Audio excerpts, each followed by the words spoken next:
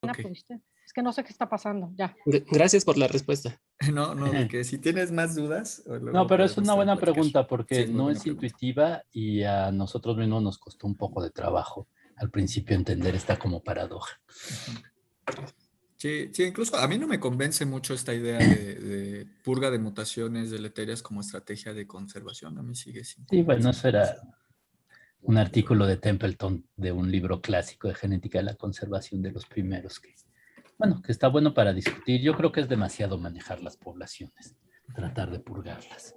Pero bueno. De hecho, hoy ya no se menciona tanto esa idea, ¿no, Jaime? Yo ya no he visto. En fin, No, después no he también seguido la literatura. de la serie de artículos de Hedrick con el lobo mexicano, ya en una de las últimas revisiones, pues ya dijeron, pues, es que sí había depresión por endogamia, pero lo que pasa es que no la veíamos, ¿no? Era el artículo original donde se proponía que había una purga, pero realmente sí había, pero lo que pasa es que la población estaba funcionando en un nivel subóptimo que alcanzaba a resistir, pero cuando empezaron a hacer cruzas y evitar la endogamia, cruzas con lobos externos, la viabilidad aumentó. Bueno, ya voy a... luego es muy padre el tema, luego lo platicamos. Yo creo, bueno, vemos si tenemos Sí, algún espacio podría ser un tema para ver selecto de... el estudio de caso. Sí. Muy bien. Bueno, muy bien. Entonces, habíamos platicado de los supuestos de Hardy-Weinberg. Acuérdense entonces, también habíamos visto que cada uno de estos supuestos es roto por una fuerza o mecanismo evolutivo. Me gusta siempre usar fuerza o mecanismo porque están los dos términos. Creo que me gusta un poco más fuerza. Bueno, cada uno de estos entonces va a estar siendo roto por uno de ellos. Y el que vamos a ver es el último que nos quedaba, que es que no lleguen anhelos nuevos. Recuerdan, la clase pasada vimos el flujo genético y en este caso estamos hablando de la mutación. También platicamos que la mutación es la fuente de la variación, ¿no? La fuente de la evolución. La mutación a nivel genético es el nivel más basal de la variación genética.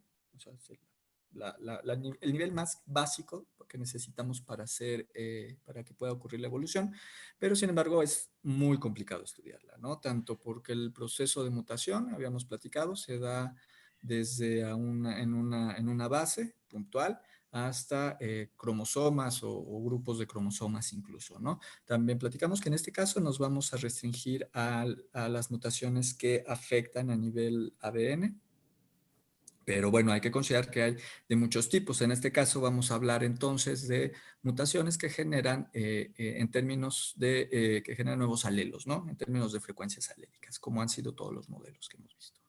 Entonces, como platicábamos, pues la mutación es una mutación débil, es una fuerza muy débil, la mutación. Pero bueno, si no hay variación, pues no actúa la selección natural y pues es otro de los factores importantes es que es al azar, ¿no? No hay mutaciones que tengan una función específica.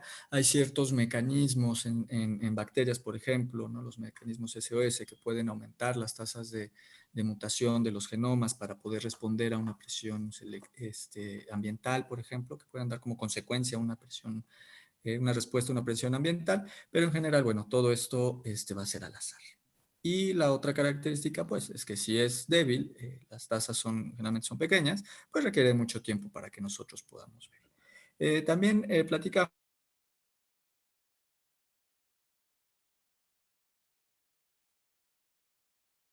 al contrario, muchas son deleterias, hacen daño, y la mayoría, bueno, se encuentran aquí, ¿no? Son neutrales o cerca de la neutralidad. Es decir, en general estas mutaciones no hacen ni bien ni mal, ¿no? Aquí aplica una de las metáforas que usa el doctor Iriarte, ¿no? Que si tenemos un reloj y nosotros lo desarmamos y luego lo armamos así al azar, pues en una de esas mejoramos su mecanismo, ¿no? Pero lo más probable es que lo echemos a perder. Pues bueno, algo así. Algo así pasa con las mutaciones, ¿no? Decíamos entonces la estimación de las tasas de mutación, que aquí lo denotamos con la letra U, pues realmente es una mu, pero bueno, siempre vamos a verlo como una U chiquita. Es complicada, pues justamente, ¿no? Por estas tasas de mutación que son tan lentas, ¿no? Por ejemplo, aquí en estimarla de manera empírica puede ser muy complicado. Por ejemplo, esta mutación para un tipo de color en ratones, pues miren, aquí están los tamaños. Aquí están los distintos colores, aquí están los tamaños. Estamos hablando de millones de individuos, ¿no? Que se tiene que tener la población, se tiene que ver su fenotipo y se tiene que tener su genotipo, ¿no? O en este caso, por ejemplo, miren, este trabajo son 17 millones. Y bueno, pero de esa manera, empíricamente, se pudo hacer una estimación de la tasa de mutación, ¿no? Que en este caso pues fue de 11 por 10 a la menos 6. Esta es una tasa de mutación relativamente alta. El ambiente también va a afectar las tasas de mutación, ¿no? Tenemos que puede haber mutágenos que puedan afectar la incidencia de las mutaciones y la frecuencia de las mutaciones. En este caso, un experimento que a mí no me convence mucho, pero bueno, se supone que la cafeína puede resultar como mutágeno particular en organismos unicelulares, ¿no? Pero bueno, la cafeína pues, es adictiva, por supuesto. En general, bueno, vamos a considerar ahora los modelos en donde la mutación no está afectada por ambientes externos. ¿Okay? El modelo básico de mutación es en un solo sentido, en donde nosotros tenemos un cierto mutante, ¿no? En este caso podemos llamarle P, y va a tener una tasa de mutación que lo va a estar volviendo a Q. Entonces, imaginen un momento que tenemos, por ejemplo, aquí P, y tenemos una tasa de mutación, ¿y qué es lo que va a pasar? Que entonces la mutación va a estar continuamente agregando alelos Q a nuestra población. Aquí hay un punto interesante, porque aun cuando la tasa de mutación sea muy baja y esta fuerza sea muy débil y por ende muy lenta, se dan cuenta que si pasa suficiente tiempo y entonces tenemos una mutación que continuamente está cambiando a los alelos P por alelos Q, lo que vamos a tener es que en algún momento del futuro el alelo P va a ser reemplazado por el alelo mutante. No obstante, para nuestro modelo, nosotros también tenemos que integrar, si bien tenemos una tasa de mutación de ida, o sea, de P a Q, o de A grande a chiquita, nosotros también tenemos que considerar una tasa de mutación de regreso, o sea, de P a Q y de Q a P. Exactamente, las dos. Y se ha visto que, como que quiera que sea el caso, en general, las tasas de mutación de regreso son más bajas que las tasas de mutación de ida, digamos. Esto, ¿qué otra consecuencia tiene en el término del modelado de las frecuencias alélicas? Pues que nosotros vamos a tener entonces un equilibrio entre una tasa de mutación que está haciendo que P cambie a Q y otra que está haciendo que estas Q se regresen a P. Entonces, dependiendo, por supuesto, de la fuerza y de la intensidad de estas dos tasas, de esas dos mutaciones, estos dos sentidos, vamos a tener entonces que a lo largo del tiempo vamos a llegar a un equilibrio en las frecuencias alérgicas. ¿Okay? Esto creo que es bastante intuitivo, ¿sí? Yo tengo una duda ahí. Dime. Cuando decimos que la mutación es al azar, ¿nos referimos a en las posiciones de los nucleótidos? Pero entonces, ¿cómo se...? O sea, lo que me causa problema es que se considere el cambio de P a Q. Si la mutación es al azar, no todas las mutaciones van a dar una misma Q. Bueno, ¿no? ahorita sí, pero ahorita acuérdate que todos nuestros modelos es con un locus 2 alelos, ¿sale? Ah, ok. Entonces, cuando nada más tenemos 2 alelos, sí, estoy de acuerdo con tu razonamiento y tienes mucha razón en tu razonamiento, pero sí, acuérdate que ahorita todos los modelos básicos, y acuérdate que todo esto estamos partiendo de Hardy-Weinberg, ¿sale? Y de nuestro modelo 2 P cuadrada, 2PQ más Q cuadrada, entonces son 2 alelos. Entonces sí, bueno, en ese sentido, pues sí, nada más tenemos un locus con 2 alelos, sí. las mutaciones van a caer. Oh, además, abrir el can of worms, la lata de lombrices del azar, la mutación es complicado, porque realmente hay sitios donde hay más mutaciones, a veces más probable que mute a una base particular, etcétera. Entonces es al azar, pero así los más filosóficos, estilo Enrique, etcétera, distinguen que es al azar en el sentido de que es igual de probable que suceda una mutación si se necesita en este momento que si no se necesita, ¿no? En relación a la adaptación es al azar, esto aunque puede haber sesgos en las tasas de mutación, etcétera, ¿no? Y obviamente el espacio de mutaciones, pues para un sitio particular solo puede ser adenina, timina, citosina, guanina, puede pasar complicaciones, como que de adenina mute a adenina, o de adenina mute a timina y luego regrese a adenina, ¿no? Mutaciones que no ves. Pero en una proteína se dan cuenta que el espacio total de mutaciones es gigantesco, ¿no? Y no acabarías nunca en explorar ese espacio. Entonces, sí, en términos prácticos, piensen que es al azar. Gracias. Sí, claro. No, bueno, y todas las extensiones que puede haber de esto, simplemente todos los que hagan filogenias y hayan estimado un modelo de evolución de su marcador, pues seguramente les sale algo parecido al modelo GTR, ¿no? Que es mutación tienes que considerar mutación de uno a otro, de una base a otra, la de regreso, que se regrese 5 veces, que brinque y ya saben, ¿no? Pero bueno, este es el modelo básico. Okay. Sí. Entonces, como habíamos comentado, entonces el cambio en las frecuencias alélicas va a estar dado por la tasa de mutación en un sentido y la tasa de mutación del otro, ¿no? Así de sencillo, es el modelo básico. Y entonces el equilibrio, haciendo un poquito las cuentas, el equilibrio entonces va a estar dado precisamente entre la relación de la tasa de mutación de ida y la tasa de mutación de regreso. Sencillo, ¿no? Este es el modelo básico. Si nosotros también hacemos las matemáticas, nosotros podemos obtener el cambio en las frecuencias alélicas, es decir, al tiempo t, dada una tasa de mutación y dado un tiempo y una frecuencia alélica inicial, nosotros podemos estimar entonces cuál va a ser el cambio en la frecuencia alélica dado una cierta cantidad de tiempo, dada una tasa de mutación, ¿no? Esto también está bastante fácil, ¿no? Por ejemplo, en este caso, pasar de un mutante al otro con una tasa de mutación de punto de 10, 1 por 10 a la menos 5, son 69.314 generaciones, ¿no? Ese es el tiempo que va a pasar para que doble la frecuencia del el mutante del el tipo silvestre, ¿ok? Bueno. Está bien. En este caso, en este ejemplo, tampoco se considera la de regreso. Y bueno, ya generalizando entonces la ecuación, nosotros obtenemos esto, ¿no? Que nosotros igualmente, entonces podemos obtener cuál es el valor, cuál va a ser la frecuencia de un alelo en un momento dado. Si nosotros conocemos la tasa de mutación, entonces nosotros podemos estimar cuántas generaciones puede tardar para llegar a una frecuencia alélica dada. ¿Ok? Otra de las cosas interesantes y que tenemos que tomar en cuenta, y además paradójicas, es que la mayor parte de las mutaciones se van a perder por muchas razones, entre ellas derivagénica, que ahorita vamos a platicar. Entonces, se dan cuenta que esto es paradójico porque estamos hablando de la importancia de la mutación como fuente de variación, pero además tenemos que es muy lenta, que es una fuerza muy débil, que debe pasar mucho tiempo para que nosotros podamos poder detectarla, pero además la mayor parte de mutaciones se van a perder. ¿Okay?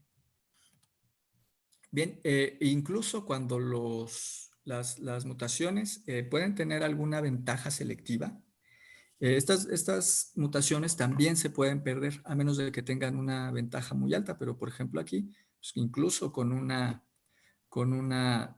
ventaja selectiva de 0.0 del 1%, que es, pues es bastante. Vean, aquí se ve la diferencia entre la probabilidad de pérdida y la probabilidad de que gane en la primera generación, ¿no? De que se mantenga. Entonces las probabilidades pues, siguen siendo bastante bajas, ¿no? Aquí está. Lo más probable es que entonces se pierda. 98% de probabilidad que se pierda. Pero bueno, aquí viene lo interesante, justamente qué pasa cuando nosotros tenemos poblaciones finitas, porque aparte de todo esto que estamos nosotros hablando es considerando que no hay deriva génica, ¿no? Entonces, dan cuenta además que el destino de un mutante lo más probable es que se pierda por deriva génica, por lo cual también el destino de la mutación va a depender mucho del tamaño de la población, en particular pues de su tamaño efectivo. De aquí se desprenden conceptos muy importantes, como es el de la teoría neutra, bueno, que la propuso Kimura, el balance de mutación deriva, en donde nos dice, bueno, un nuevo mutante A1 ocurra a una población que del otro, bueno, es un locus 2 alelos, una manera complicada de decir que es un locus 2 alelos. Entonces, considerando que la frecuencia alélica del mutante va a ser igual a 1 sobre 2n, o sea, es decir, si aparece una vez en la población, pues esta va a ser su frecuencia. Y algo bien interesante, que de hecho este es un brinco bastante descuidado, digamos, en este caso, porque no ponemos todo el desarrollo, pero esto es bien interesante, que la probabilidad de que se fije un nuevo mutante es igual a su frecuencia inicial. Entonces se dan cuenta que si nosotros tenemos un mutante en una población de 1000 individuos, se dan cuenta que la probabilidad de que se fije va a ser 1 en 500, ¿no? Porque estamos considerando, bueno, 2 en, bueno, pues 2 por 1000 sería 1 entre 2000. O sea, la probabilidad de que se fije esta mutación es sumamente baja. ¿Okay? Lo que nos dice también entonces la teoría neutra es que la mayor parte de mutaciones que van a estar ocurriendo en nuestras poblaciones se van a perder, ¿no? Vamos a tener entonces que va a haber una interacción entre la tasa de mutación que está agregando a estos alelos mutantes y la deriva génica que va a provocar una fluctuación entonces en esta mutación. Y por ejemplo, acá tenemos otros eventos de mutación y lo que nos dice este gráfico es sí, efectivamente vamos a tener mutación que va a estar agregando mutantes todo el tiempo, pero la mayor parte de estos mutantes se van a ir perdiendo por deriva génica. ¿Okay? Vamos a regresar ahora sí, a nuestros modelitos que nos gustan tanto. Aquí está. Listo. Entonces aquí tenemos Hardy-Weinberg, como siempre. Ahí está, ¿no? Hardy-Weinberg, no pasa absolutamente nada. Vamos ahora a asumir una tasa de mutación. Vamos a asumir que el mutante A1 pasa al mutante A2, entonces vamos a ponerle esto en términos de A2 para que se vea más claro. Entonces vamos a poner una tasa de mutación bastante chiquita, ¿no? Vamos a ver qué pasa con la frecuencia de este mutante y que no existe en la población, ¿no? ¿Qué pasa? Tenemos una población que tiene únicamente un alelo y que tenemos esta tasa de mutación, que vamos a ver qué pasa en 500 generaciones, ¿no? Uy, pues casi no pasa nada. Vean, su frecuencia inicial es de 0, a la generación 1 es de este numerito, 0.999, y después de 500 generaciones, pues apenas aumenta. Vamos a subir la tasa de mutación, a ver qué pasa. Ay, voy a poner el múltiple, perdón, otra vez. Ajá. Y vamos a subir ahora aún más la tasa de mutación para que se alcance a ver. Okay. Entonces, con esto vemos, esta es una tasa de mutación altísima, ¿no? Es exagerada. Solo algunos marcadores como microsatélites o marcadores del complejo de histocompatibilidad tienen tasas tan altas. Pero bueno, esto nos sirve para ver qué es lo que ocurre cuando nosotros tenemos un nuevo mutante. Y todo el tiempo que tiene que ocurrir, vean, en 500 generaciones tuvo una frecuencia de alrededor de como de 0.4, ¿ok? O sea, tiene una frecuencia relativamente baja. Vamos a hacer otro experimento. ¿Qué pasa si este mutante tiene una ventaja adaptativa? ¿Qué pasaría, chicos? ¿Qué creen ustedes? Vamos a poner que vamos a poner que este mutante es un mutante ventajoso dominante, ¿sale? Es decir, el heterózigo tiene la misma adecuación, ¿no? Tiene de 1 y tiene una ventaja del 1, de 0.1 contra el otro. ¿Qué creen que pase? Vamos a ponerla con amarillo. ¿Qué va a pasar con su frecuencia? ¿Creen que se quede igual? ¿Va a ser más rápido? ¿Va a ser más lento? Se va a fijar más rápido. Vamos a ver. Entonces, este es un mutante que tiene una ventaja, una gran ventaja, ¿no? Que es un mutante dominante. Vamos a ver que, por ejemplo, ¿qué pasaría si este mutante fuera igualmente ventajoso, pero,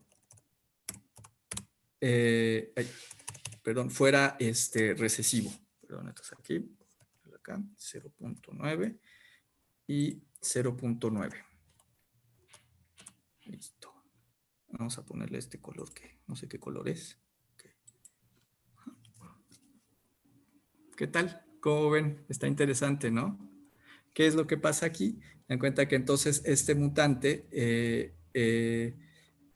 se queda también aquí metido junto con los heterózigos, entonces el aumento en su frecuencia va a ser más lento, pero va a llegar un momento en que va a empezar a crecer y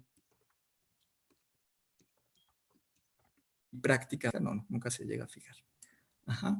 Entonces, nuevamente, hasta aquí, entonces, la velocidad en la cual va a aumentar una mutación va a depender entonces de la tasa de mutación intrínseca, por supuesto, esto lo vimos aquí, y va a depender, por ejemplo, si es ventajoso. En este caso, si es ventajoso, va a depender también de qué tanta ventaja tenga, cuál sea su coeficiente de selección a favor, y también, por supuesto, va a depender si es recesivo, si es codominante o bien si tiene algún tipo de dominancia. ¿Ok? Entonces, bueno, hasta acá creo que es bastante intuitivo.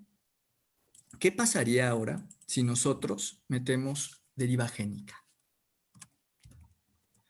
¿Qué pasa si nosotros tenemos, vamos al modelo básico en donde no hay selección, vamos a asumir que únicamente hay tasa de mutación, pero ahora tenemos deriva génica. Vamos a ver qué pasa. La deriva génica la vamos a pintar de color azulito.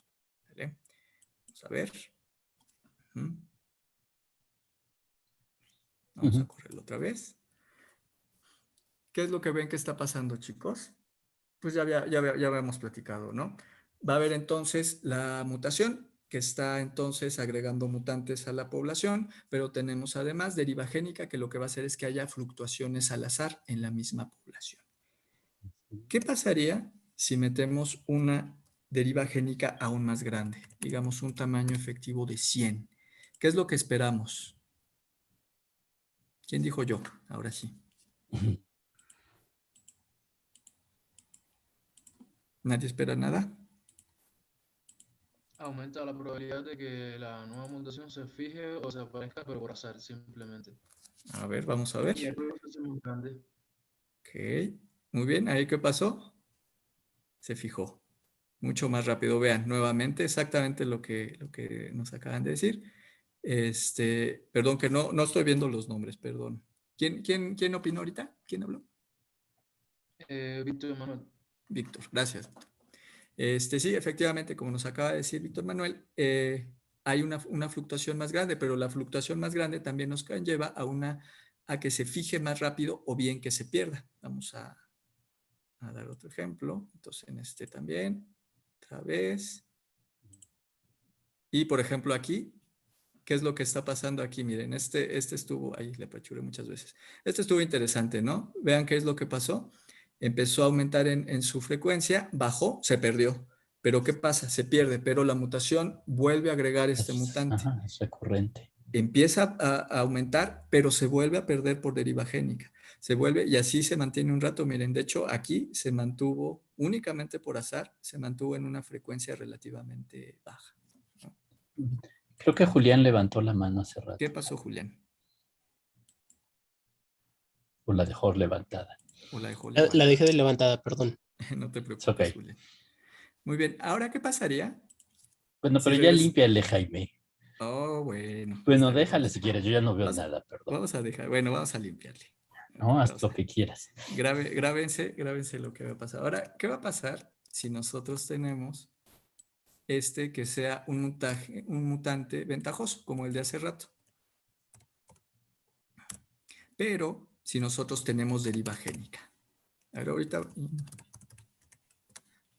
vamos a ponerlo así, ¿no? Este es el comportamiento del mutante ventajoso. En este caso es un mutante ventajoso recesivo, además.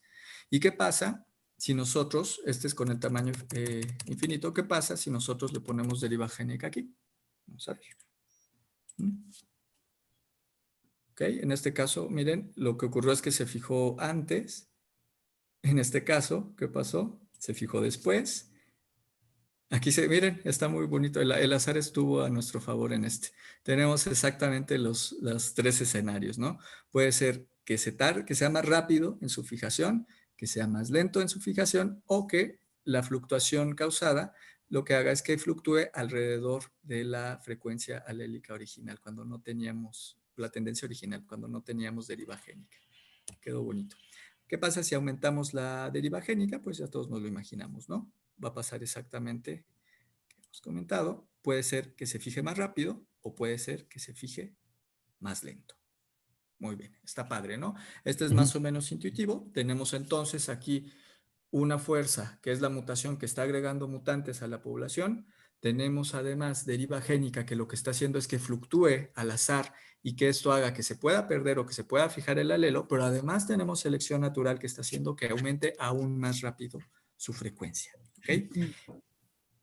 ¿Qué Sí, pasaría? aunque como la mutación es recurrente, Uh-huh.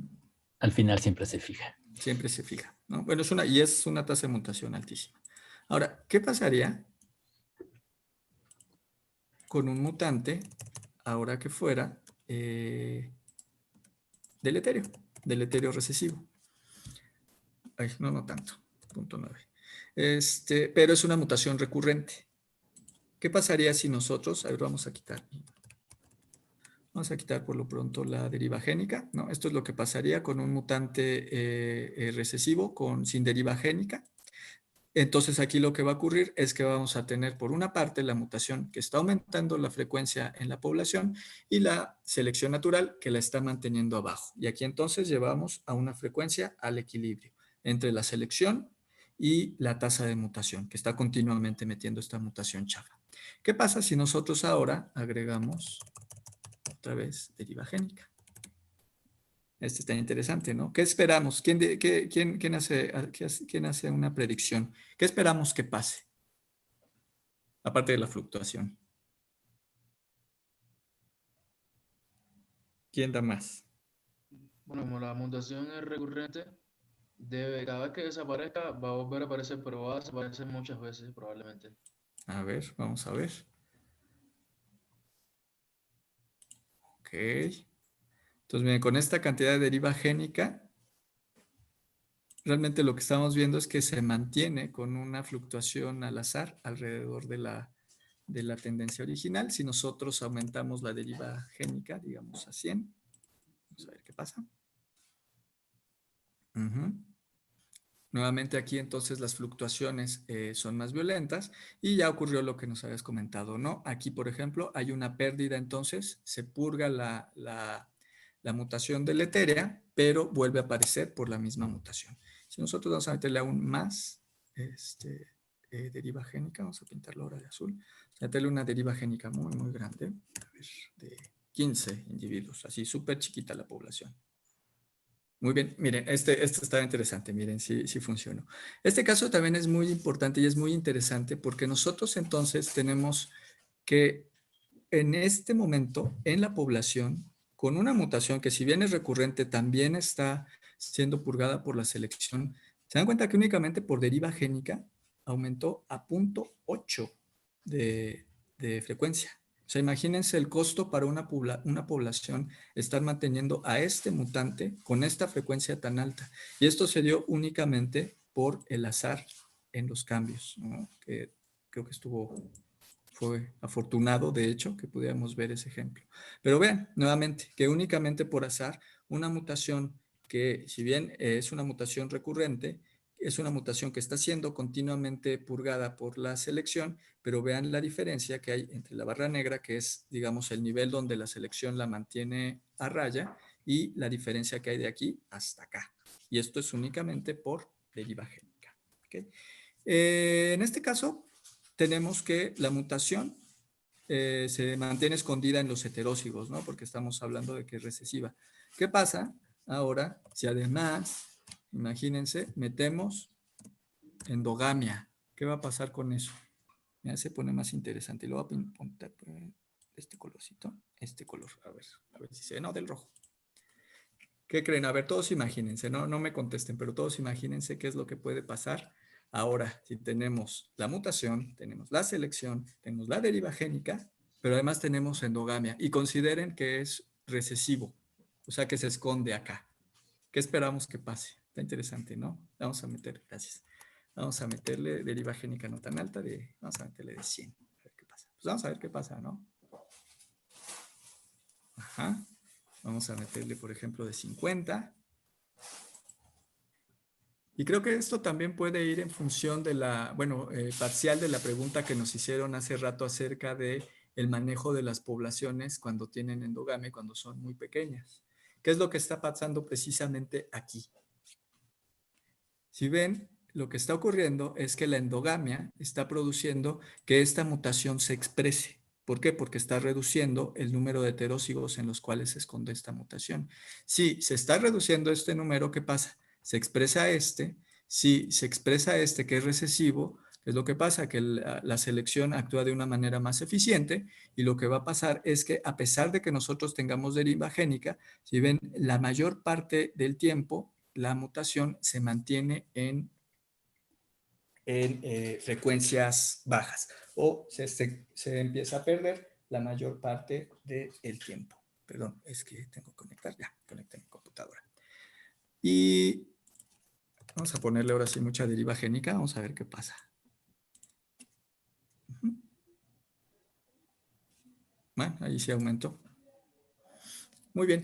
Entonces, la idea de estas clases y también de las simulaciones, por supuesto, no es hacer modelos sumamente complicados ni tampoco modelos tan realistas, pero yo creo que uno de los objetivos también, al menos de este repaso, es que nosotros nos demos cuenta o tengamos en mente cuáles son los efectos de los distintos mecanismos evolutivos y cómo estos van a estar afectando las frecuencias alélicas. Entonces, tomen en cuenta que cuando estamos analizando datos, lo más probable es que tengamos algo así, ¿no? Y que estamos justamente analizando, por ejemplo, un genoma en donde probablemente cada uno de sus marcadores tenga alguna presión selectiva diferente, tenga historias diferentes, que además tenemos que puede haber deriva génica, pero además que puede haber endogamia. Entonces, finalmente, lo que nosotros estamos tratando de interpretar, pues realmente se basa en procesos de este estilo, ¿no? Donde tenemos un chorro de cosas, un montón de factores que están influyendo. ¿Okay?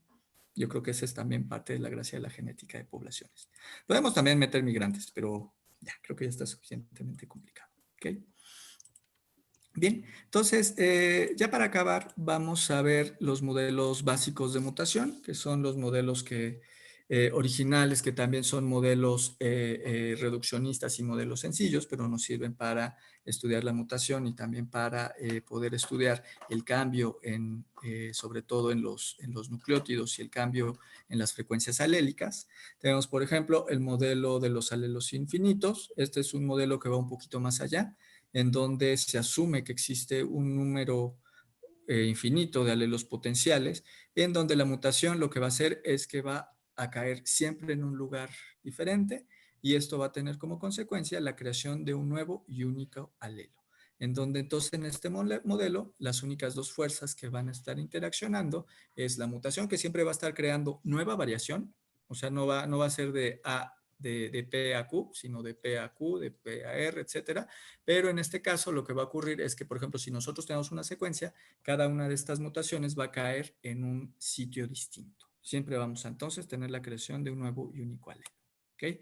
En este sentido, si nosotros tenemos un modelo de este tipo, entonces lo único que va a limitar la frecuencia de este mutante, pues va a ser entonces la tasa de mutación y que por una parte va a estar agregando variación y por otro la deriva génica, que lo que va a estar haciendo es haciendo que esta variación, se pierda. ¿Okay? Entonces vamos a tener un equilibrio entre la mutación y la deriva génica.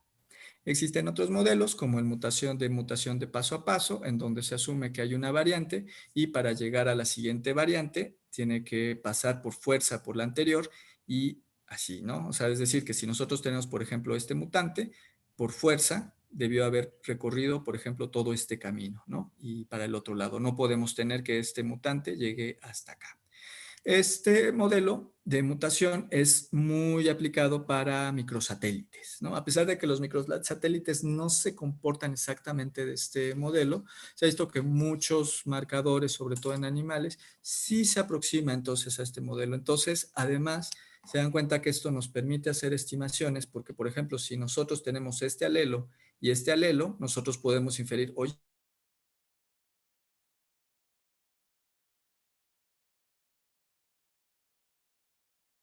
pues, se desarrollan algoritmos que pueden funcionar bastante bien para estimar, por ejemplo, tamaños efectivos o cuellos de botella. También tenemos modelos como el modelo de dos fases, que en este ya más bien no se limita entonces a que haya un alelo necesariamente haya tenido que pasar por todos los estados para llegar a otro estado, sino en este, bueno, ya se considera una varianza. Aquí el único problema, pues, es que siempre hay que tener una estimación de la varianza y cómo va a ser el comportamiento de los alelos. Pero bueno, en este modelo lo que nos dice es que, bueno, podemos tener y dada una cierta distribución, podemos tener la posibilidad que de se brinque directamente hasta acá, o bien que pase de aquí a acá, o bien que se brinque, por ejemplo, hasta acá, ¿no? Entonces, bueno, son los distintos modelos. Algunos de los últimos programas que servían para el análisis de microsatélites ya incluían modelos de 2 fases, ¿no? Donde ya se incluye una varianza en este modelo de mutación. También tenemos el balance entre mutación y selección. Esto ya lo platicamos, ¿no? Que por una parte, entonces tenemos la mutación que va a estar agregando una nueva variante y la selección que la va a estar entonces purgando, ¿no? Y considerando que la mayor parte de las mutaciones son o neutrales o son dañinas, pues este modelo es también bastante viable, ¿no? Esto es interesante porque aún así, también como vimos en nuestro modelo, se acuerdan que nosotros teníamos que estas mutaciones dañinas efectivamente se pueden ir almacenando en los genomas y esto es lo que nosotros conocemos como carga genética, ¿no? O carga genómica, como ya se le llama ahorita, o como le pusieron en el artículo de Santiago y de Jonás. Tenemos entonces, que ya también lo vimos en los modelos, por ejemplo, mutaciones recesivas. Habíamos platicado, bueno, que estas mutaciones recesivas, aun cuando se están purgando continuamente por la selección, quedan o pueden quedar escondidas entonces en los heterócigos, entonces va a ser más difícil que éstas se pierdan de la población. Entonces, bueno, el aumento o el cambio en las frecuencias alélicas, en este caso, pues va a estar dado por el coeficiente de selección, es decir, qué tan chafas son estas mutaciones y por la tasa de mutación, en caso que tengamos selección.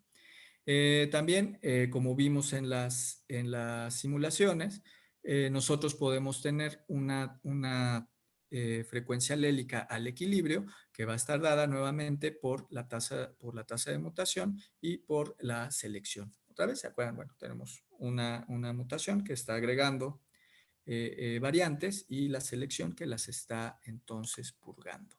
Que de hecho, bueno, esto es una manera distinta de hacer los gráficos, pero esto es realmente lo que nosotros vimos ahorita en las simulaciones. No me voy a detener tanto.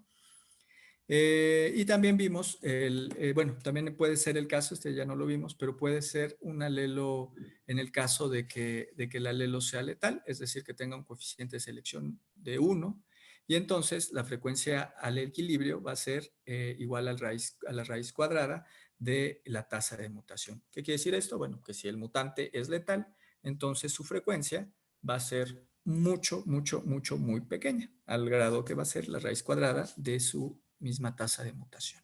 Se dan cuenta que, bueno, estos mutantes pues generalmente van a aparecer, pero van a inmediatamente ser purgados de la población, ¿no? Entonces siempre van a mantener entonces frecuencias muy pequeñitas.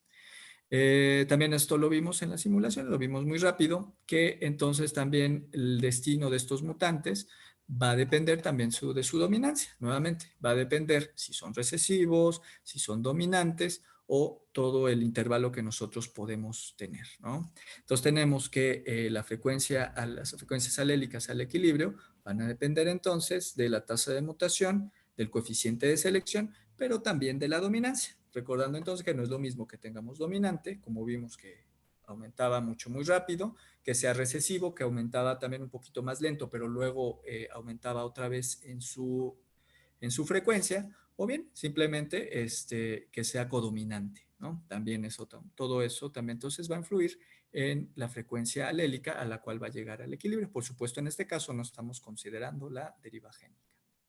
¿Okay? En este caso de que sea recesivo. Y bueno, también, aquí podemos ver el comportamiento y la frecuencia alélica, al equilibrio, dependiendo entonces de los distintos coeficientes de los distintos coeficientes de selección. Okay. Y mutación y selección, también entonces ya lo platicamos. Aquí está bastante interesante como esta es la conclusión a la que llega Fisher, en donde se aproxima que la tasa de mutación por el tamaño efectivo, el inverso del tamaño efectivo, es aproximadamente igual a 2 veces el coeficiente de selección, ¿no? Pero esto solo funciona cuando nosotros tenemos que los coeficientes de selección son pequeños. Esta aproximación es bastante interesante porque esto nos explica por qué pueden, o esta ecuación, así como la ven de sencilla, nos explica por qué nosotros podemos tener entonces las acumulaciones de mutaciones que pueden resultar dañinas o que tienen coeficientes de selección muy pequeños. Entonces, estos se pueden ir acumulando en las poblaciones, ¿ok?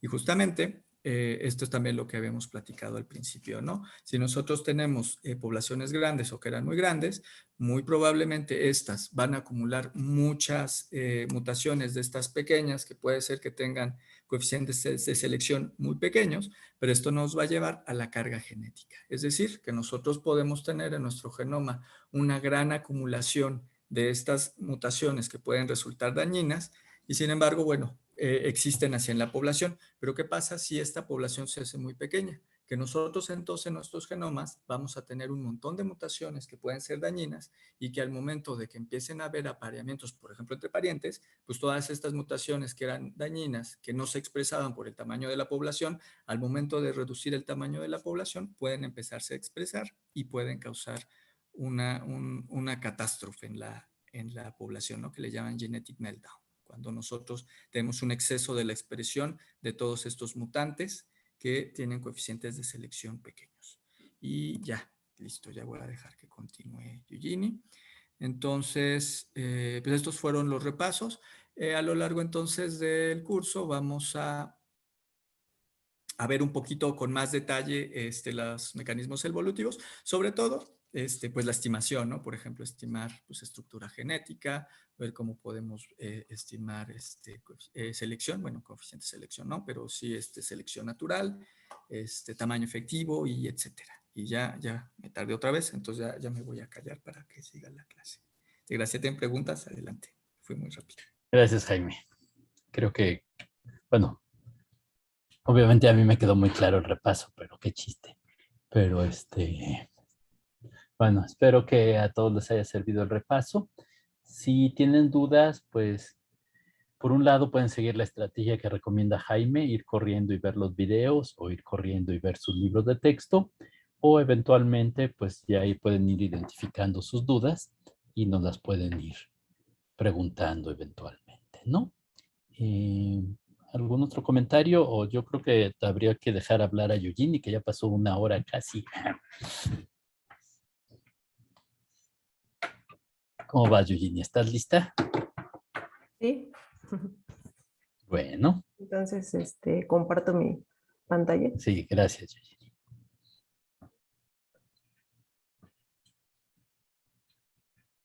¿Ya pueden verlo? ¿Sí? Nada más ponlo de proyectar. Perfecto. Se ve muy bien. Ok. Gracias. Bueno, pues muchas gracias. Hoy vamos a empezar la unidad 2 y pues voy a hablar acerca de las técnicas de secuenciación y el uso de marcadores moleculares para la evaluación de la variación genética. Como hemos visto con Jaime, el principal objetivo de la genética de poblaciones es estudiar precisamente las causas de la variación genética.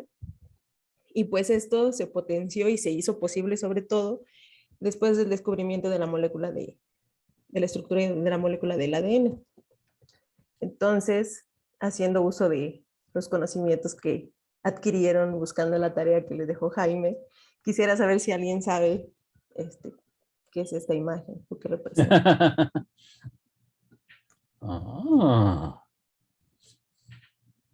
¿Alguien? Bueno, todos sabemos qué es, yo creo, ¿no? Sí, pero bueno, ¿quién la tomó? No, sí, cómo extraer la información es el truco, pero hablen, chicos, no sean penosos. Una idea. Come on, no nos rompan el corazón. Nadie hizo la tarea. A ver, Viviana. Imágenes que tomó Rosalind Franklin de la estructura del DNA. Así es. Hasta lo dijeron en coro. Muy bien, chicos. Sí, así es. Exacto. pues bueno, haciendo un poco de historia, pues vamos a retomar un poco eso, ¿no? Que se refiere precisamente a esta fotografía que fue tomada por Rosalind Franklin, que pues fue realmente una pionera en cuanto al uso de la cromatografía con rayos X en esta época. Y ella fue la primera en pues, realizar una fotografía de este modelo de ADN. Sin embargo, pues, bueno, la verdad es que al ver la fotografía, pues, uno se imagina muchas cosas, pero bueno, aquí es un poco como la interpretación, ¿no? Que se hace a través de, pues, de esta fotografía. La innovación que hizo ella, aparte obviamente de la técnica y de pues, poder tomar esta fotografía, pues tuvo que ver con que hidrató la molécula de ADN y pues esto hizo que se viera su estructura, ¿no? Entonces, pues como ya les había hablado Jaime, en esa época pues las mujeres, y bueno, incluso ahora, seguimos siendo un poco, pues, no sé, en el mundo académico pues es difícil y en esa época lo era más.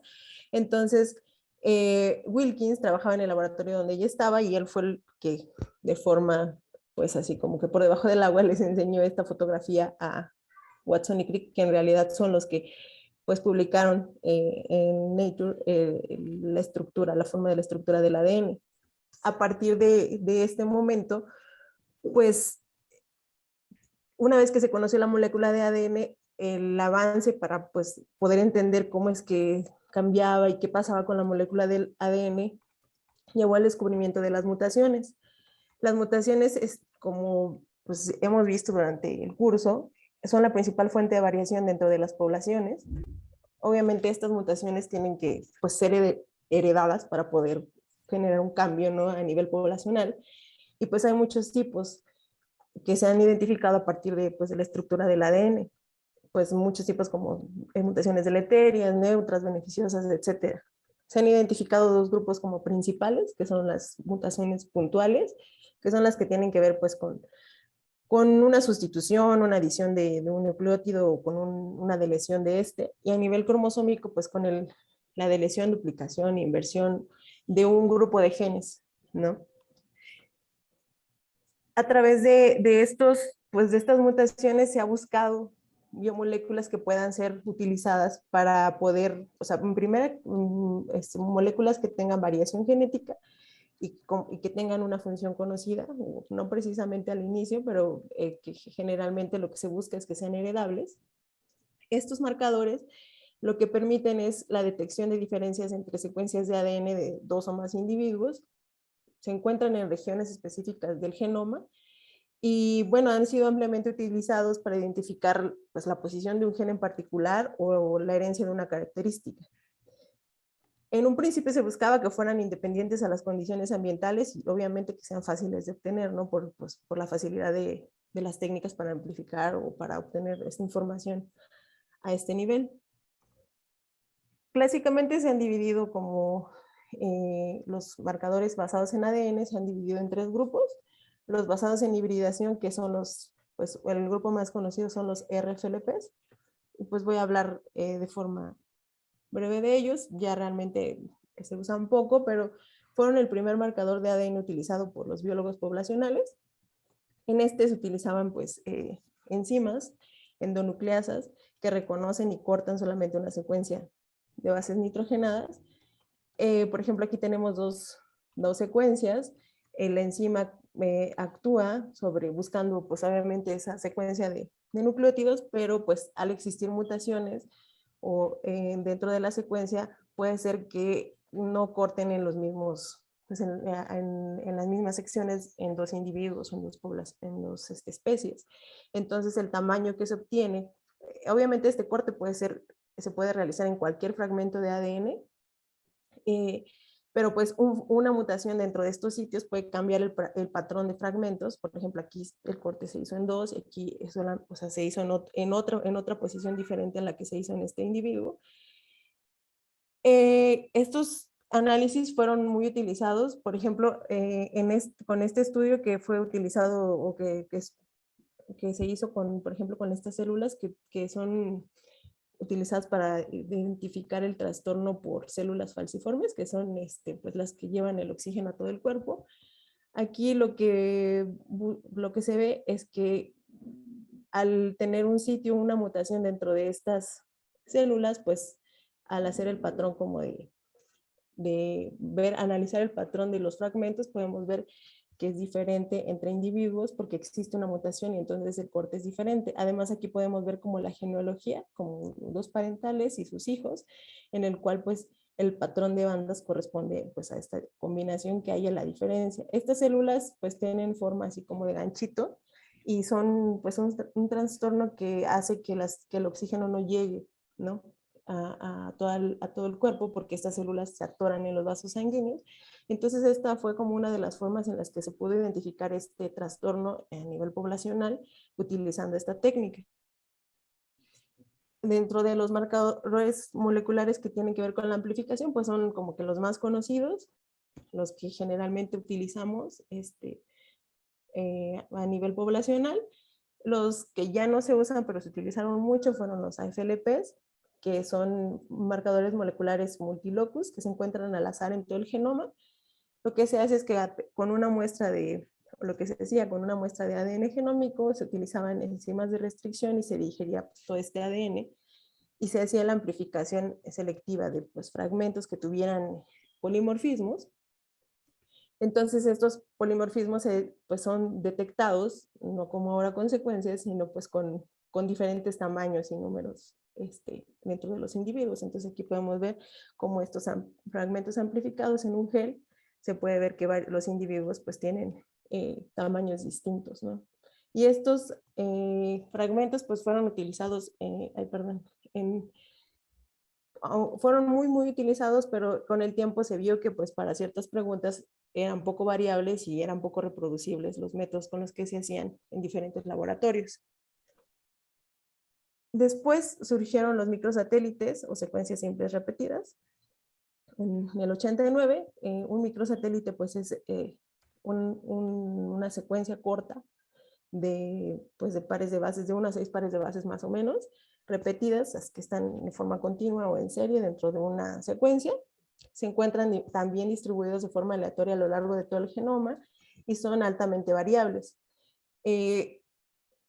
Pues los más frecuentes pues son los mononucleótidos, pero pues también hay cosas más complejas como los tetra y pentanucleótidos.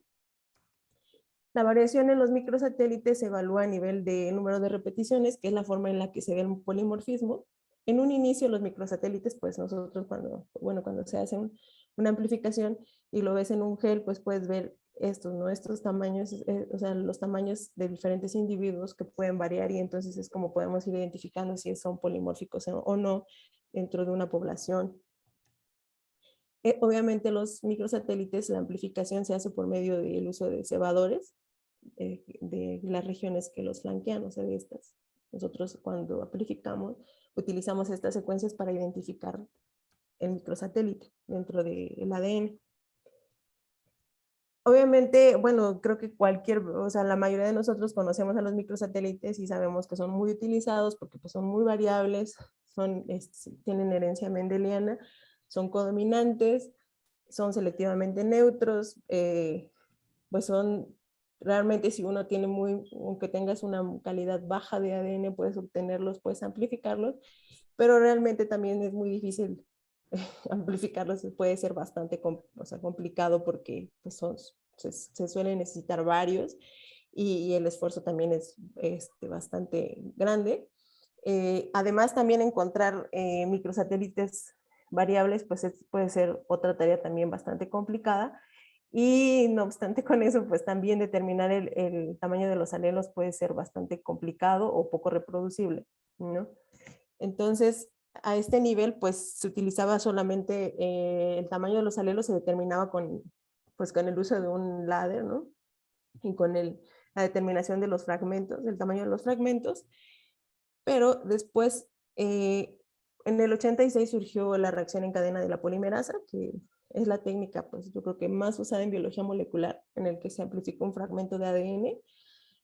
Pues rápidamente lo que pasa, ¿no? Es que una cadena que nosotros queremos copiar se desnaturaliza y entonces utilizando primers que identifican esta región y utilizando DNTPs, lo que se hace es copiar esta región y a partir de una copia se obtienen 2 copias. Esto dependiendo de la calidad de nuestro ADN, del tamaño de la región que nosotros queremos amplificar, pues lleva un proceso en el que suceden varios ciclos y en el que a partir de una cadena pueden formarse miles o millones de copias. Esta técnica vino a revolucionar un montón los marcadores genéticos porque permitió obtener, pues obviamente, mayor información y de mejor resolución. Y después, con el surgimiento del método de secuenciación Sanger, pues esto se convirtió todavía más, o sea, en una forma como más automatizada y más reproducible de realizarse. Lo que sucede con esta técnica es que pues uno ya tiene ese fragmento de secuencia que es de interés y en una cadena, secuencia de, en una PCR nosotros metemos pues obviamente este fragmento con DNTPs y con DNTPs sin marcar y con DNTPs marcados fluorescentemente, y lo que se hace es que se agregan estos nucleótidos, pues son especiales, se pegan hasta el final de cada fragmento de forma aleatoria y pues ya no permiten que se siga pegando ningún otro nucleótido. Entonces después estos son acomodados por su peso molecular y en un inicio se hacía, la secuenciación se hacía de forma manual utilizando pues radioactividad, o sea, radiación, en el que pues nosotros podíamos ver este patrón de bandas y pues se iba formando la secuencia del ADN. Ahora se hace de una forma automatizada. En el 87 surgió esta técnica en el que se agregan estos nucleótidos ya marcados y entonces nosotros podemos obtener lo que la mayoría de las personas que hemos trabajado pues, con secuencias pues son los espectrogramas de las secuencias, ¿no?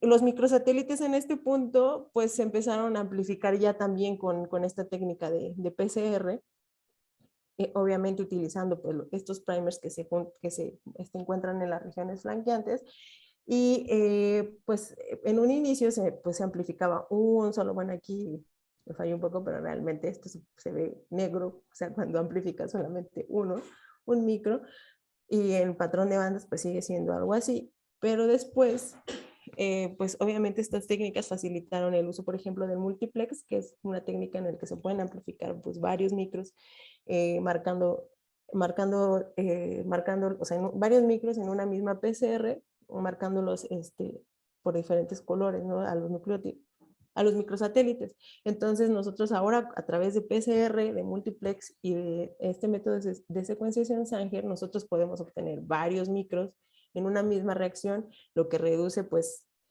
el trabajo, sobre todo de secuenciación y el costo de secuenciación. En los microsatélites, pues después, o la forma más bien como se utilizan los datos es pues utilizando estos tamaños, ¿no? de los alelos y pues haciendo, pues esta es como la tabla base, ¿no? De cada individuo y todos los microsatélites y los tamaños. Uh-huh. Sí, y, sí. Uh-huh.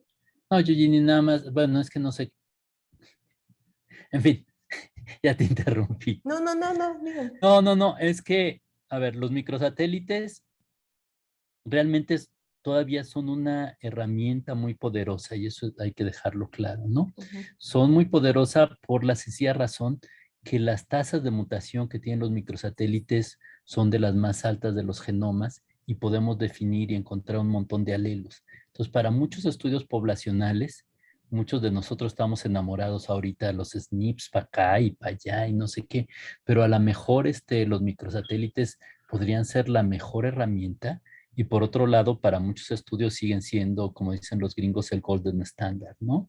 Entonces, no hay que dejarnos llevar de, los micros es la herramienta del año pasado, sino que son una herramienta muy, muy poderosa y por lo tanto debemos de tenerlos muy, muy en mente todavía, ¿no? Porque sí, siento que luego estamos yéndonos para los SNPs, pero por las tasas de mutación de los SNPs a lo mejor no vamos a poder ver la historia reciente, que a lo mejor es la que nos interesa para muchos fines de conservación y ecología. Perdón. Y un problema que tienen los micros es esto de los tamaños, que según cómo los calcules, tus estándares, tu metodología, te puede salir un tamaño y con los mismos primers otra gente estima otro tamaño. Entonces lo que llaman qué tan portátiles son, esto puede ser limitado, ¿no? Y esa sí sería una limitación. Mientras que las secuencias son secuencias en cualquier lado del mundo, los micros puede haber algún problemita y necesitarías tener o controles o alguna forma para convertir tu alelo con el alelo de otro estudio, ¿no? Y eso nos ha dado algunos problemas hasta dentro del laboratorio, que la gente los leyó, creo que luego distinto, ¿no? Igual Jaime también quiere redondear, que sí tiene también muchísima experiencia con micros. No, sí, bueno, sí, tienes razón, son muy útiles, pero tienen este problema a veces de la genotipificación. Pero sí, bueno, no sé si lo vayamos a ver, porque tal vez ahorita, en este curso, justo estamos haciendo lo que acaba de decir Luis, que no hagamos, ¿no? En este Es que curso nos emocionamos. Nos vamos a dirigir mucho a los SNPs, pero hay análisis muy, muy padres, muy poderosos que se pueden hacer con los microsatélites y que por otra parte no se pueden hacer con los SNPs, sobre todo muchos análisis de coalescencia, por ejemplo. Ajá. No es lo mismo hacer una genealogía de coalescencia con 10 microsatélites que potencialmente tienen, no sé, pueden tener hasta 50 alelos, que hacerlos con 100 o 1000 SNPs que solo tienen 2 alelos cada SNP, ¿no? Una foto, Entonces, dos cada uno fotos. resulta en una genealogía muy aburrida de dos.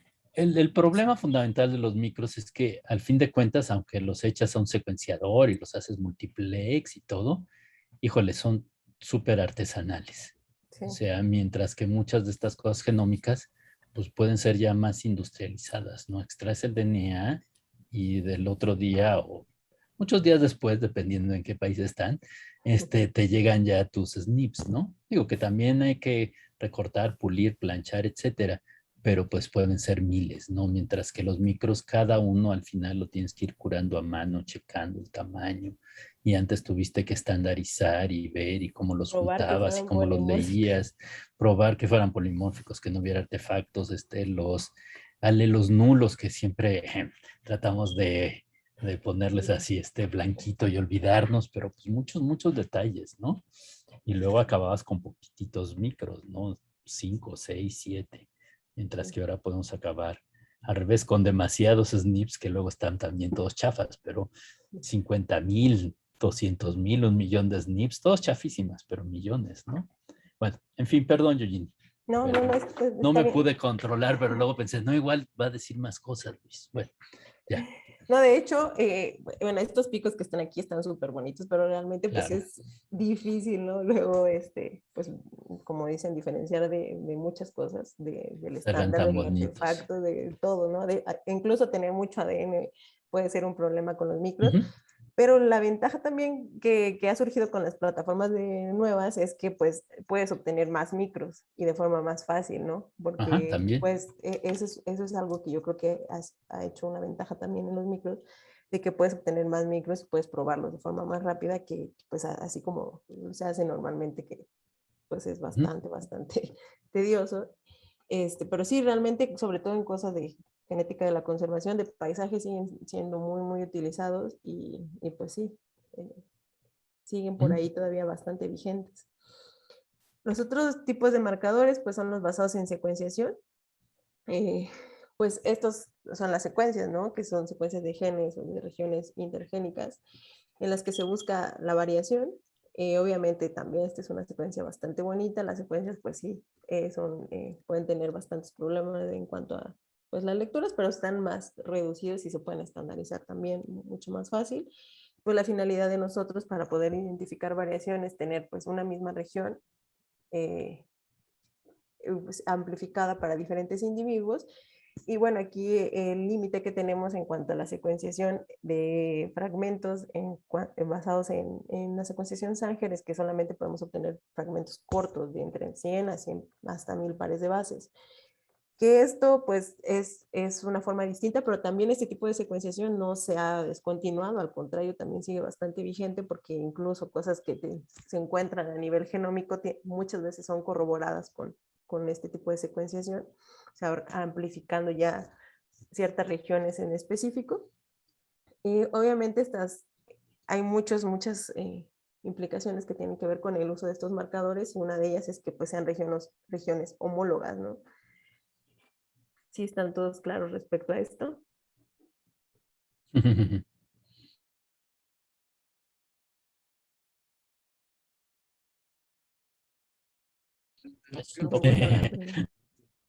Sí, dijeron que no, que no estaba claro lo de la homología. Pues lo que sucede pues es que precisamente en estos procesos de duplicación y pues de que hay muchos genes que tienen varias copias, y entonces nosotros, aunque utilicemos un primer en específico, obviamente ese primer pues puede amplificar otra copia dentro de, o sea, un gen, pero de diferentes copias, y al estarlo comparando pues es estar comparando pues, cosas distintas, ¿no?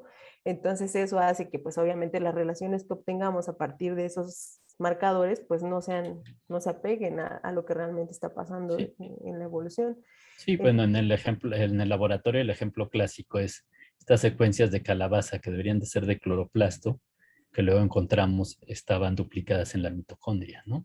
Entonces es común de que no solo están duplicadas y se vuelven pseudogenes, sino que pueden estar en distintos organelos con distintas herencias, ¿no? Podría estar una copia nuclear, una copia en el cloroplasto y otra en la mitocondria, que además luego sufren tasas de mutación completamente distintas, ¿no? Entonces, pues sí es un problema muy importante. Y, por ejemplo, también hay un artículo bastante clásico, creo que donde trataban de hacer las relaciones filogenéticas de los pinos, si no mal recuerdo, y en realidad eran de las micorrizas. De los hongos. Ajá, bueno, de los hongos. Así se comenzó el estudio de los hongos en este instituto, pero no vayamos a detalles.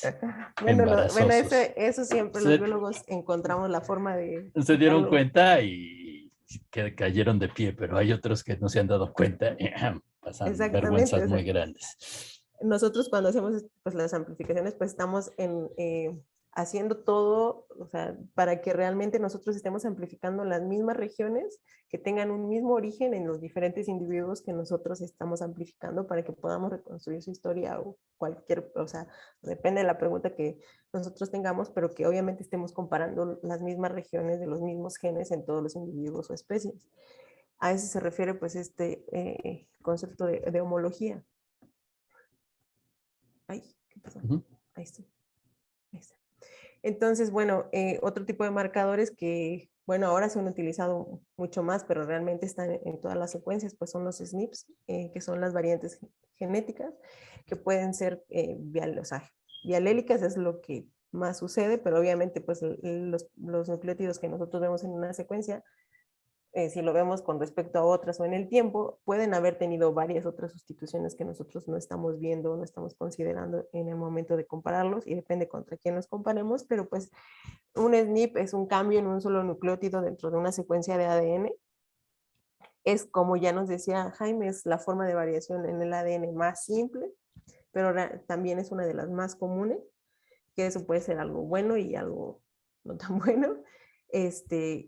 Los SNPs pueden alterar la función en el ADN y en el RNA, o sea, hay varios trastornos que están asociados a los cambios en estos nucleótidos, y surgen generalmente de errores en la duplicación y de alteraciones o daños en el ADN. Ay, aquí me puso ANT, pero en realidad es ADN, porque no creo que haya sido o fui yo, pero es ADN. No, lo hace el corrector.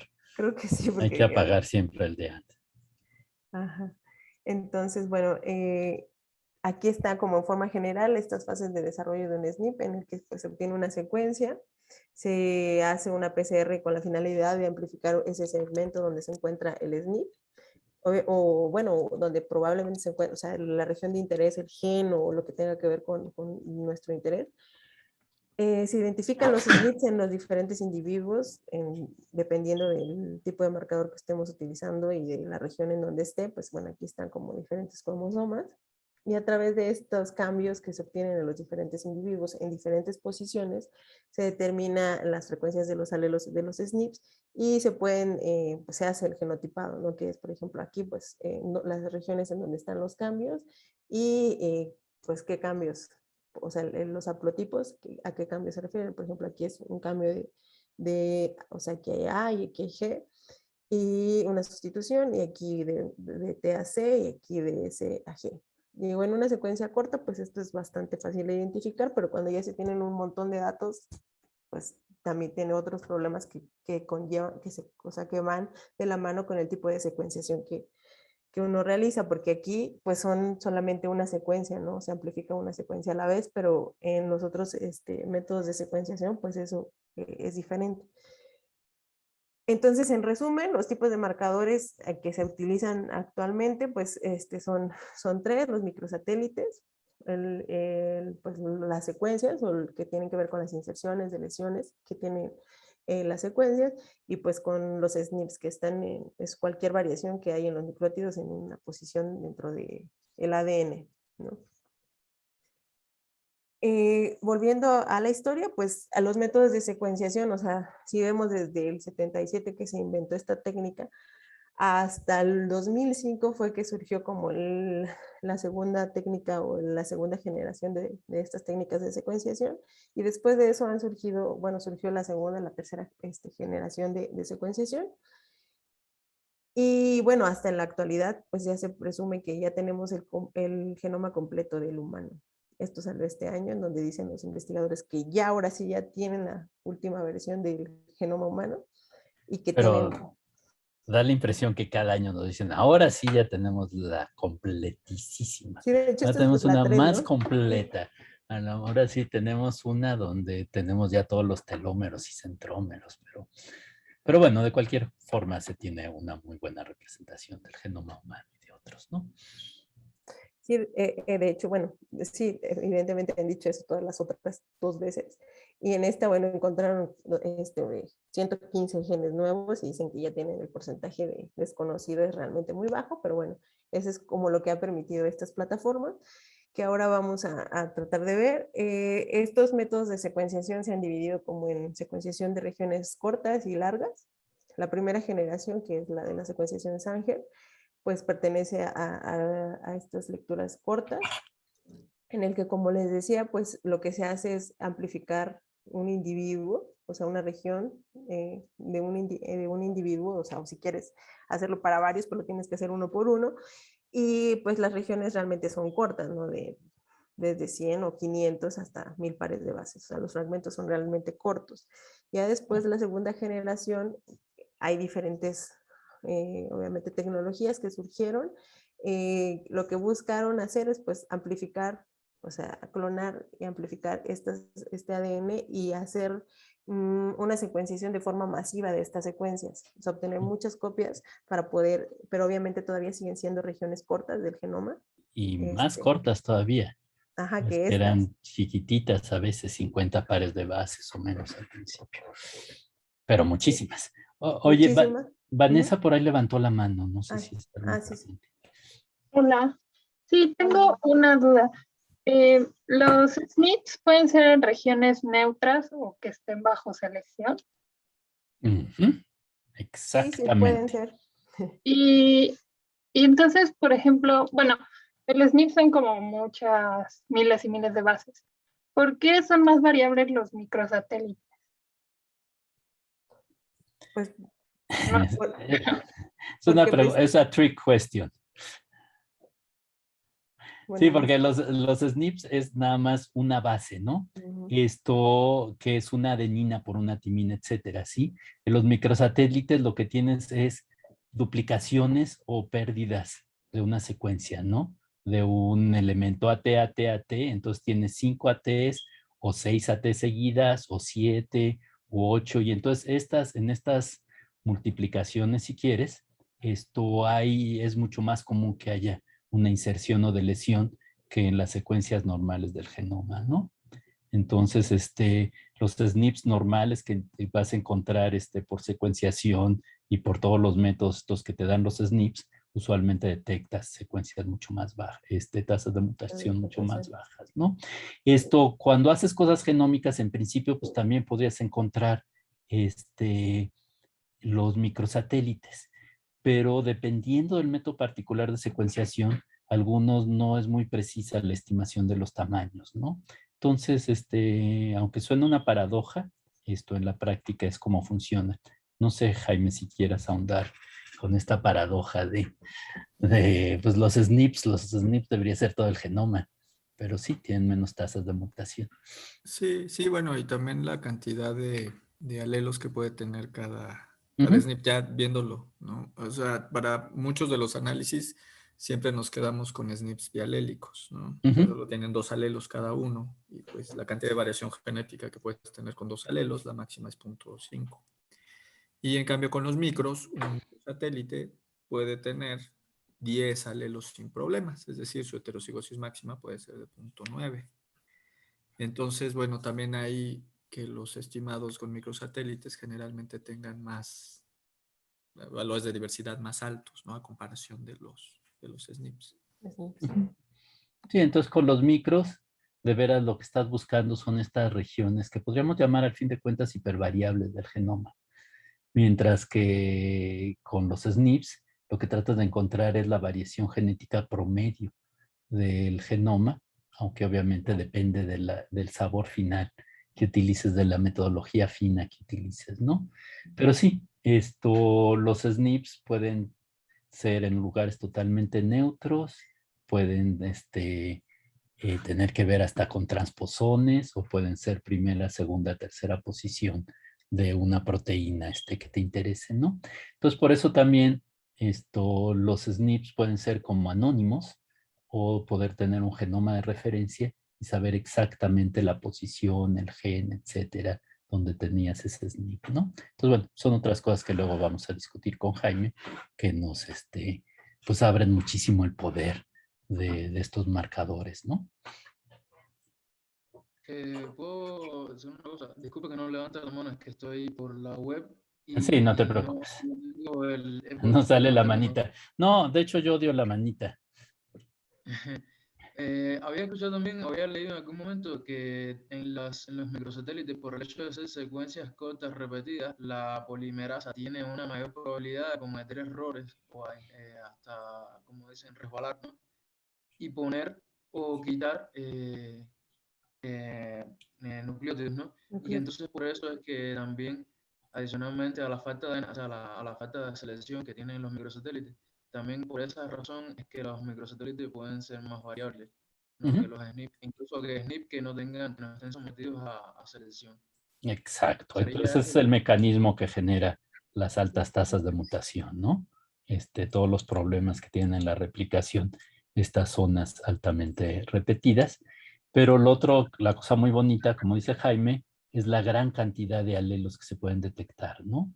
Y esos pueden ser una maravilla como para análisis de paternidad y otras cosas que van a ser difíciles de alcanzar solo con los SNPs, ¿no? Eventualmente, como puedes tener miles y tal vez hasta millones de SNPs, podrías alcanzar esa resolución. Entonces depende pues de muchas cosas tu método de preferencia, ¿no? Y bueno, pues eso no lo vamos a poder definir en unos pocos minutos, ¿no? Porque depende de cómo funcione tu laboratorio. Eugenie mencionó algo muy importante. Los microsatélites, en principio, hay que diseñarlos para cada especie, ¿sí? Entonces, si no tienes un buen laboratorio de biología molecular, costaba mucho tiempo y dinero montar los microsatélites, ¿no? Esto actualmente puede ser cosas como dice Eugenie, híbridas, ¿no? Utilizar los métodos de nueva generación para encontrar tus microsatélites y ya con esos, definirlos y tener un montón de mejores microsatélites, ¿no? Pero bueno, pues ahí va a depender de cada una de las cosas. Bueno, ahí tenía sus tablitas, Ahí tengo otra pregunta Sí. respecto a los SNPs. Sí. Si es una secuencia, por ejemplo, la secuencia no codificadora una secuencia no codificadora de la mitocondria, y tengo polimorfismos, esos son SNPs, pero también contaría como SNPs las inserciones y deleciones. No. Los SNPs casi siempre queremos que haya una adenina, una timina, una guanina, una citosina, ¿no? Todos los otros variantes como inserciones de lesiones se pueden estudiar, pero son más complicados y se necesitan, pues yo digo que más análisis, ¿no? Mejores genomas, mejores coberturas en los genomas.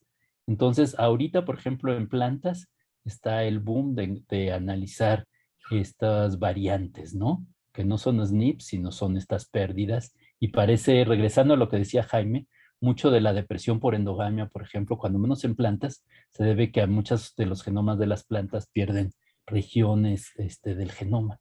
Entonces, un individuo homózigo le faltan genes completos y por eso se mueren, ¿no?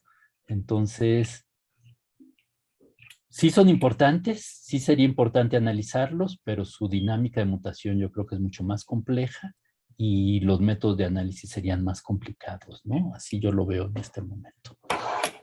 Y si quieren, luego vemos artículos particulares. Acabo de ver el artículo donde secuencian 26 genomas completos de maíz y hay muchísimas inserciones y de lesiones y diferencias estructurales importantes, ¿no? Que si quieren lo podemos platicar cualquier día aquí en el curso, ¿no? Entonces a lo mejor eso les daría un poco más de luz de estas dinámicas de los genomas. Sí, volviendo un poco a lo que decían sobre si un SNP puede ser neutro bajo selección y eso, sí, y de eso depende también, como decía el doctor Luis, de la posición, o sea, si tienes la capacidad de identificar la posición donde se encuentra el SNP, a diferencia de los micros, ¿no? Que en principio son neutros, en donde pues no puedes ver ese tipo de cosas bajo selección, estructura sí, en cambio en los SNPs pues puedes ver esas dos cosas y pues obviamente también dependiendo de cuántos tengas pues puedes hacerte otras preguntas, o sea, son como, pues sí, depende, ¿no? Depende de lo que te estés preguntando. Y si buscas adaptación local, o sea, selección, sería mejor usarlos en regiones que no sean neutras, ¿no? Pues sí. Okay. No, sí, la respuesta corta es sí. Lo que quisiéramos sería trabajar con los genes relevantes, pero pues muchas veces no es trivial saber los genes relevantes. Entonces hay distintas estrategias para tratar de atacar ese problema. Hay gente que propone trabajar nada más con el transcriptoma, por ejemplo, ¿no? Entonces en vez de secuenciar todo el genoma, extraes el RNA y trabajas con el transcriptoma, lo cual tiene sus gracias trabajar con el RNA, se te contamina, etcétera. Y hay otros métodos que supongo que no vamos a ver ahorita, Eugene, como de exon capture, etcétera. Entonces, diseñas puedes diseñar exon capture para prácticamente el genoma completo, y entonces también estarías buscando los SNPs, pero no que sean anónimos, sino que estuvieran asociados, ¿no? En principio, por ejemplo, una estrategia, el GBS, cortaba con enzimas de restricción corta que reconocen metilación. Entonces, en principio, pues, estarías comenzando a secuenciar el principio de genes proteicos, pero eso no es ninguna garantía, ¿no? El chip que utilizamos para el maíz y el teosimple, por ejemplo, se diseñó para trabajar con 50,000 SNPs que estaban asociados a genes que se expresaban en el maíz, ¿no? Pero pues eso implicó tener el primer genoma del maíz, ¿no? El de B73. Entonces, sí, pero no es trivial encontrar eso. Sí. Ok, gracias.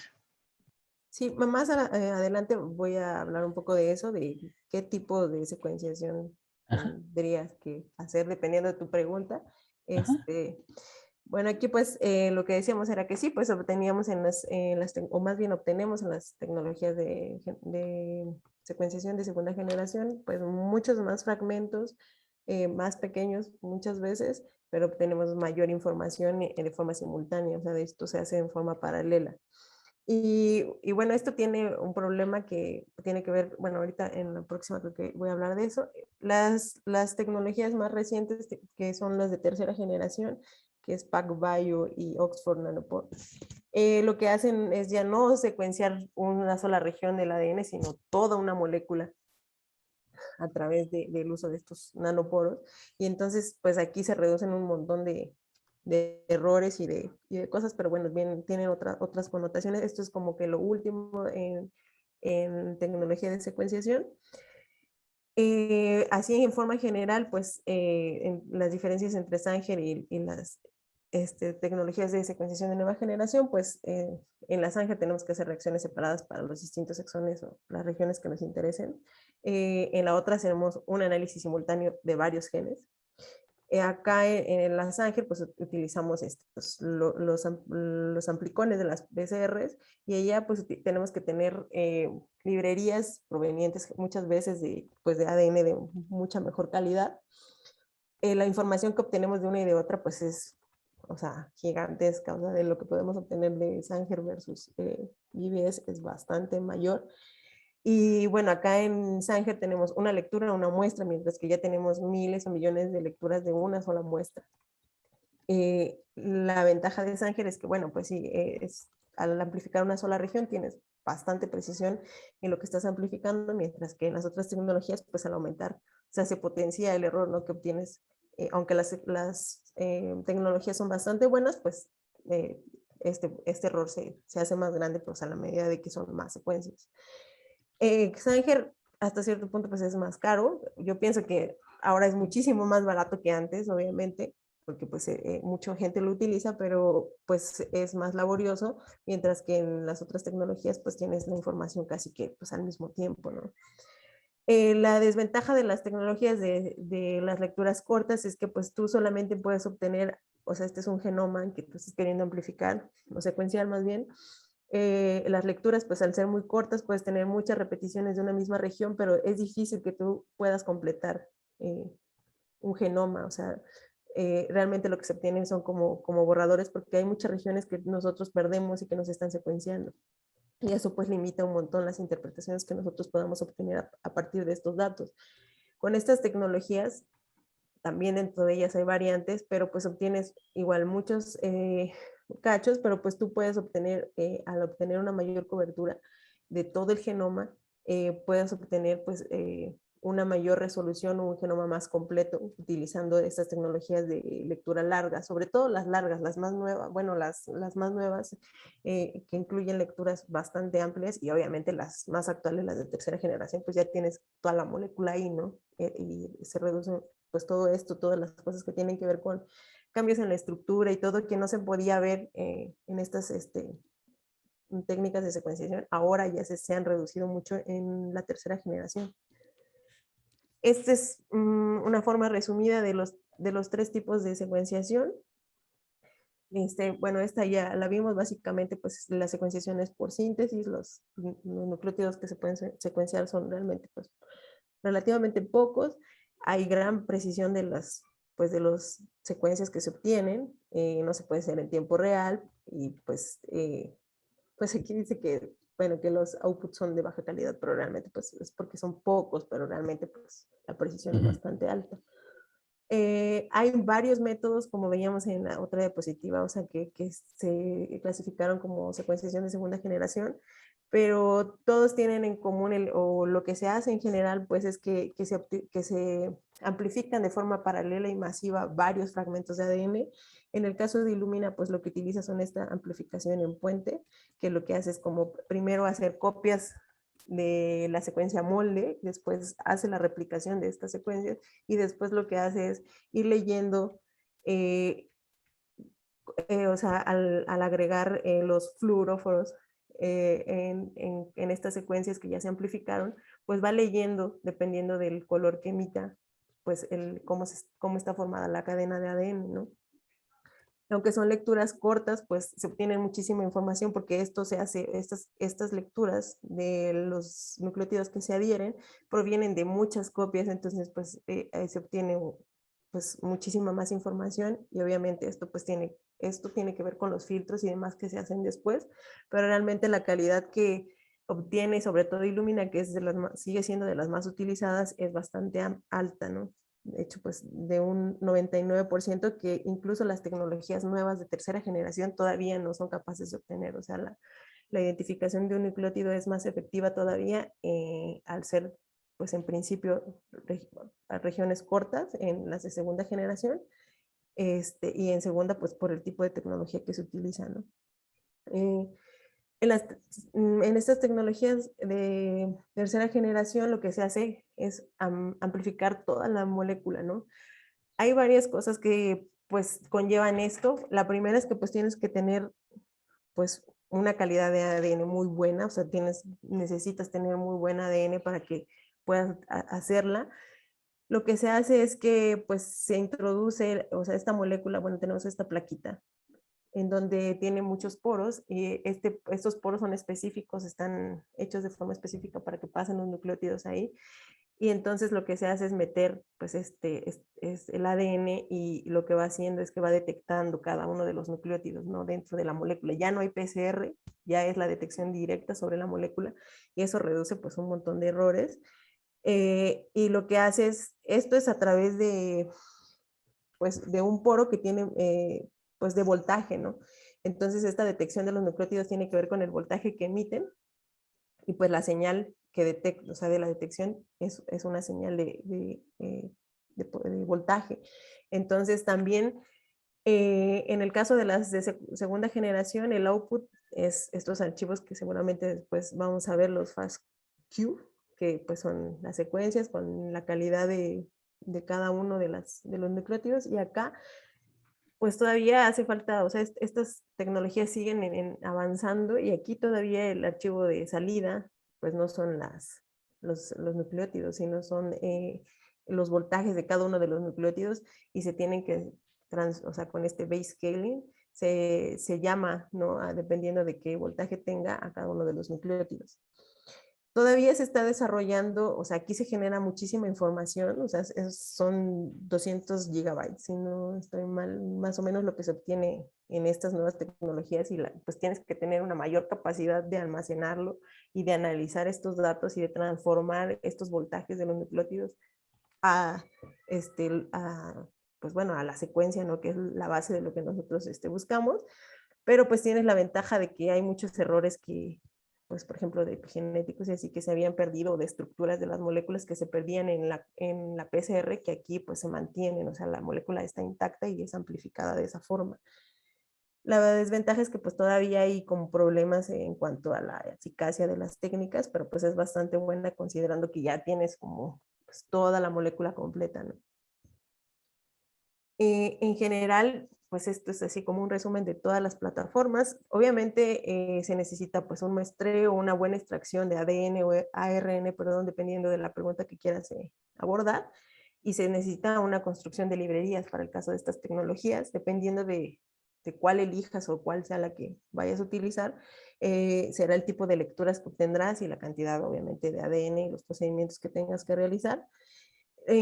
Aquí pues nosotros estamos en este punto de qué tecnologías hay y qué tipo de datos obtenemos, y después pues vamos a ver la parte como bioinformática de cómo se hace el ensamble o cómo las lecturas, si hay mapeo o no con un genoma de referencia, cómo se hace esto filtrado, si se analizan los datos. Pero algo que que es súper importante y que creo que a todos nos aturde es tratar de decir, bueno, ¿cómo decidimos de todas estas tecnologías cuál es la buena o cuál es la que me sirve o cuál es no? Y pues eso tiene que ver con lo que decía el doctor Luis.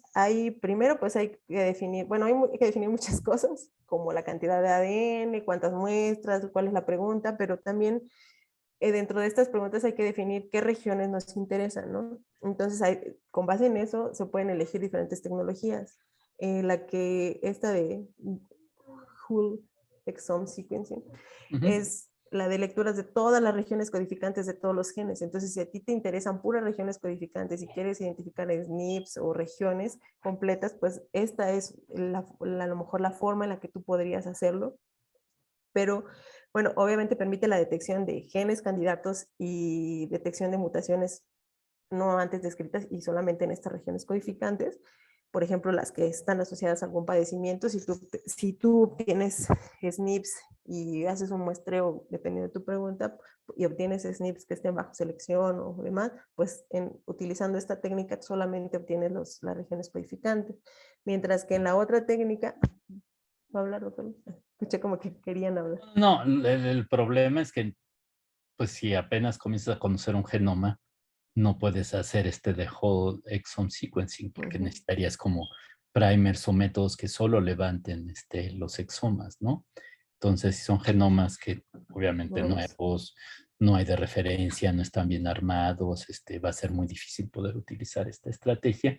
Y además se dan cuenta que, bueno, no necesariamente se dan cuenta, pero en muchos casos las señales de selección no están en las proteínas, sino están en las regiones fuera de las proteínas reguladoras. Entonces, al estudiarlo, sí sabrías parte de la adaptación, pero no sabrías toda la historia. Entonces, depende, pues, ciertamente de tus objetivos, que nos regresan a la pregunta que hizo la compañera, ¿no? Muchas veces nuestros objetivos es nada más saber, como en promedio, cuál es la historia evolutiva de la especie. Entonces, SNPs anónimos en regiones neutras nos van a servir más que en las regiones codificantes, ¿no? Entonces era nada más lo que estaba pensando. Perdón. Y de hecho, pues creo que, como dicen por ahí, la vieja confiable es como, pues si te vas a hacer algo primero, pues hacer como una secuenciación de todo el genoma, ¿no? Que vas a obtener a lo mejor no la cobertura, pues, a lo mejor inicial que necesitas, pero pues a partir de eso es como se inicia, ¿no? O sea, se empieza a conocer como un genoma y